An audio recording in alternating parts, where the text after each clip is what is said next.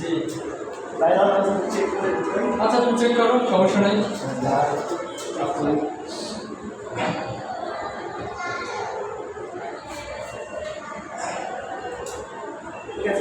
আচ্ছা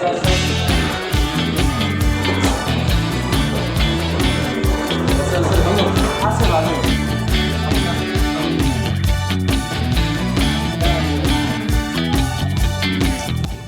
রাজা ভাই হয়েছে বস। রাজা মিয়া, জি বস। কেমন আছো রাজা মিয়া? জি বস। তাহলে আমাদের কাজ কাম কীরকম চলে? ভালোই চলে। কিন্তু রাজা মিয়া, জি বস। এই দুটো চারটে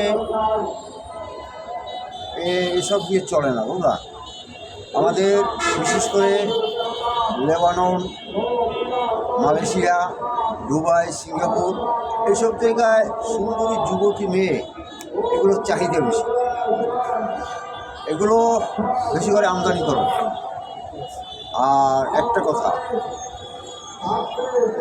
মা বাবা, ভাই বোন, বন্ধু বান্ধব যেই থাকুক, কারো প্রতি মায়া করা যাবে না। অতএব কারো মায়ায় পড়া যাবে না। রাজা মিয়া, সব সময় একটা কথাই চিন্তা করবে, নিজের গন্তব্যস্থানে পৌঁছতে হলে, নিজের নিশানা ঠিক রাখতে হলে বিশ্বাসের সহিত কাজ করতে হবে। আচ্ছা বস।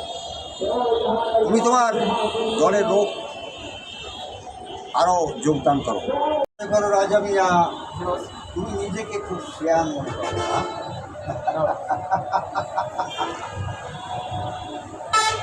তো ওকে ভালো করে চিনতে পারছিস? জি বস। মন্টু, তুমি এখন সেই শিশুটি রয়ে গেল। ভালো করে ওকে চেক করো। ওর পায়ের নিচে যে একটা অস্ত্র আছে সেটা তুমি দেখেছো? না বস। আবার চেক করে দেখো।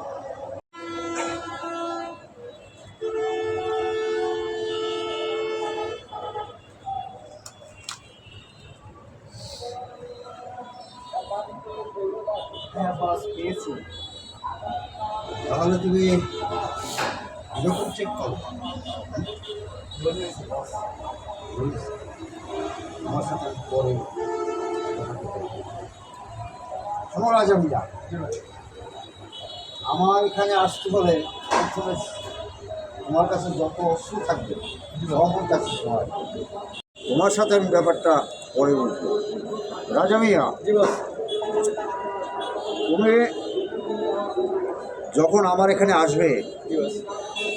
অস্ত্রপাতি সব ওর কাছে জমা রাখবে। মনের ভুলেও আমার সাথে দেখা করতে এলে অস্ত্র সঙ্গে আনবে। আচ্ছা বস। যদি আনার চেষ্টা করো তাহলে তার পরিণতি হবে কিন্তু খুব ভয়াবহ। তোমাদের তো অস্ত্র লাগে, আমার তো অস্ত্রও লাগে না।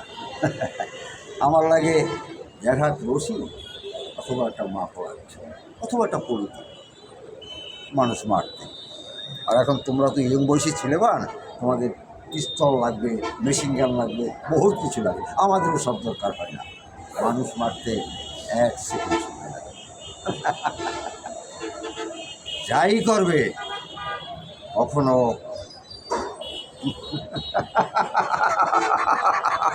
মায়ায় পড়া যাবে না।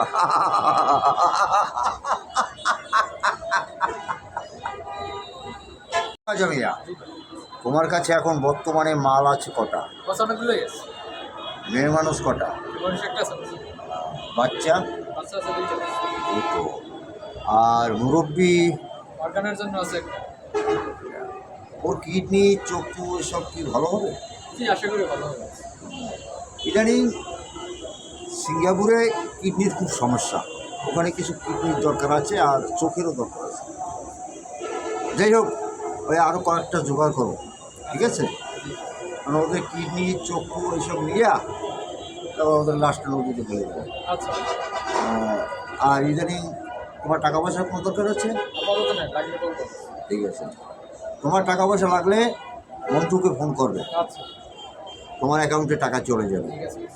ওকে, আচ্ছা এবার তুমি আসতে আচ্ছা। বিশ্বাস নেই। তারপরেও ফোন করিস ভুল হয়েছে বস। বস ক্ষমা করে দেন এবারের মতো বস। ক্ষমা, হ্যাঁ? তুই জানোস না আমার কাছে কোনো ক্ষমা নেই। জি বস, যে ভুল করে তার এই দুনিয়া থেকে চলে যেতে হবে। এবারের মতো ক্ষমা করে দেন বস। হ্যাঁ, ক্ষমা।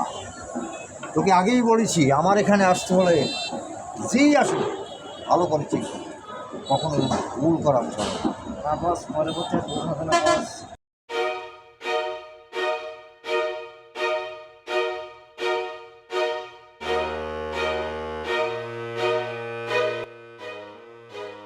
ঠিক আছে, এবারের মতো তোকে আমি মাফ করে দিলাম। তো ভবিষ্যতে যদি কখনো এরকম ভুল করিস তাহলে ভুল আছে, না বস, আর ভুল হবে না। কথাটা মনে থাকবে। ওকে বস। আরেকটা কথা মনে রাখো, জি বস। ওই যে রাজা মিয়া যে কী ধরনের লোক গানটা ওইদারই আমাকে টপকানোর জন্য গান করে। ওর থেকে খুব সতর্ক থাকবে, ওকে বস। ঠিক আছে? ওকে। রাজা মিয়া ওই যে যন্ত্র নিয়ে ঢুকেছে, হ্যাঁ বস। শ্বাস করে দুটো মাল পেয়েছে। জি। আমার মনে হয় ওর কাছে আরও মাল আছে। ও যখনই আসবে খুব সতর্ক। ওকে বস। ভবিষ্যতে আর কখনো কখনো ভুল করার চেষ্টা করবে না। না বস, হবেই না। তাহলে এটাই তোমার ভুল। এখন এই পাকিস্তান থেকে লোক এসেছে, আমি ওর সাথে যাব। ওকে। চলো বন্ধু। মন্টু মিয়া, একটা কথা সব সময় মনে রাখবে, কখনো মায়ায় পড়া যাবে না।